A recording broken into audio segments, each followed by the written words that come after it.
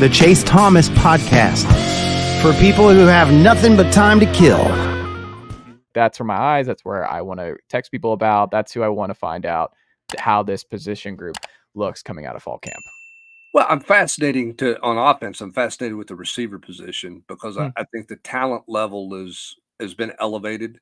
They have bodies there. They haven't played a ton of bodies through the years because they haven't had them. You know, you go back to, I guess it was their first year. They essentially just played 3 wide receivers the entire year. Last year they were, in the year before, even when you look at, I mean, if Cedric Tillman doesn't get hurt in 22, how much do we see Ramel Keaton, who went on and had a really nice 22 season? Didn't play as well in 23, but had a really good 22 season. You know, what does 23 look like if Brew McCoy doesn't get hurt? How many guys do they actually rotate and play?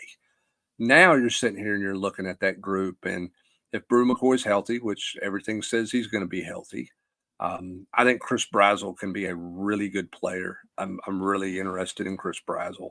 Squirrel White's your leading receiver coming back. You got Dante Thornton, who, if he puts it all together, can be a really good player. Had a nice spring, a really solid spring. I think Mike Matthews is going to be really good. I think Braylon Staley has a ton of talent. You know, that's 3 slot guys right there. Yeah. Okay? So my thing with that position is they're really talented. I think how much, what do they get out of all those guys? Do they really open it up and play, 6, 7 guys at that position? Do they play 4? Do they play 5? I mean, what does that position look like? Because to me, that's a room that you better not take a day off. If you that's one right where we could see someone who we expect to be a major factor, like you said, where they shrink the rotation because the guys they trust, like that room could have a lot of volatility to it. To your point of like, it's so much about trust, and even guys who you think that they do trust 100%, if someone's out playing them, like you said, you can't take it out. Like the snaps will change. Like they're not fearful in going and who's ever being the most productive and like, hey, Dylan Sampson, you missed a block. All right, gone. Like we'll see you next game. Like it's over. Like they'll make those kind of quick pulls. And I think it's interesting because like Brew McCoy to me in that wide receiver room, I think is the most interesting because him back, I think kind of makes that whole room a lot more interesting in terms of like playing time, because I think it would have been pretty clear that it would have been Squirrel in the slot, Dante on one side, Chris Browse on the other, right? But with Brew in, it kind of clouds like, okay, is it going to be Dante? Is it going to be Chris Brazzell? Because I think a lot of fans are going to assume Brazzell and Dante just did last 2 transfers, long, rangy, speedster kind of.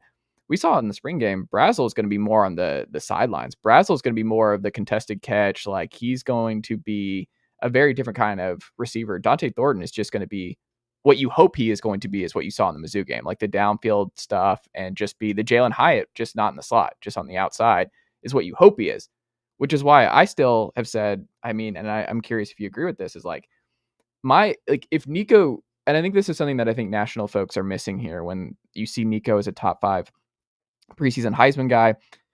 If Nico is even close to what expectations are, fair or not for him nationally, one of these receivers is going to have a Jalen Hyatt type here.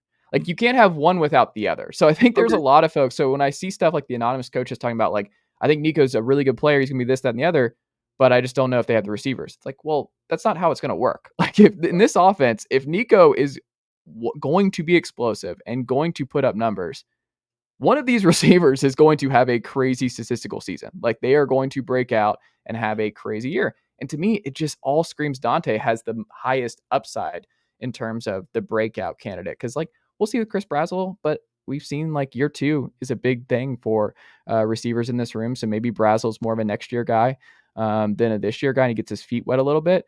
But I think Dante's really excited. I think he's really confident. I think he was turning the corner down the stretch last year.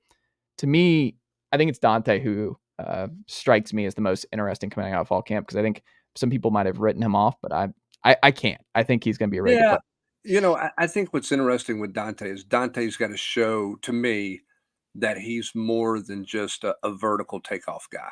Mm-hmm. When you look at his career at Oregon, he didn't have a ton of catches, but he had a high yards per catch, and he was just running takeoffs. He was his production was kind of Javonte Payton, right? It was just kind of, okay, he had 2 catches in that game for, 65 yards, and 57 of it came on 1 catch.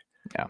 That was kind of his production. I think when you look at Chris Brazzell, the question is, can he handle the physicality in this league compared to what he played with at, Tulane? Although Tulane's obviously a talented team. They've been a ranked opponent or a ranked team. They got guys in the NFL. I mean, they've done some good things.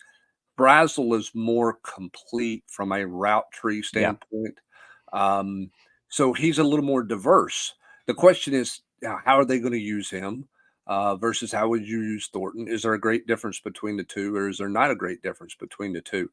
I think that's going to be the intriguing thing for that. But the bottom line with that position group is, that you have a good number of bodies to work with. To flip it over to the defensive side of the ball, and you've got bodies in the secondary, but where's the trust factor with the coaching staff with those guys? They're going to be more athletic. They're not as experienced. What does that collection of guys look like? I mean, when you sit here and look at receiver, like, okay, I believe these 5 or 6 guys can play. The question is, do they play all of them? Whereas on the other side, it's like, who are their best 5? How settled are they there? And how deep can they go with that position? So I think those are the 2 biggest position groups, but for different reasons for me that I'm intrigued by as summer gets kicked off here. Yeah, I'm surprised you didn't, because I'm really curious about the safety spots, because I mean, I think y'all talked about it. Nicely done, nephew. The Chase Thomas podcast. Hell yeah.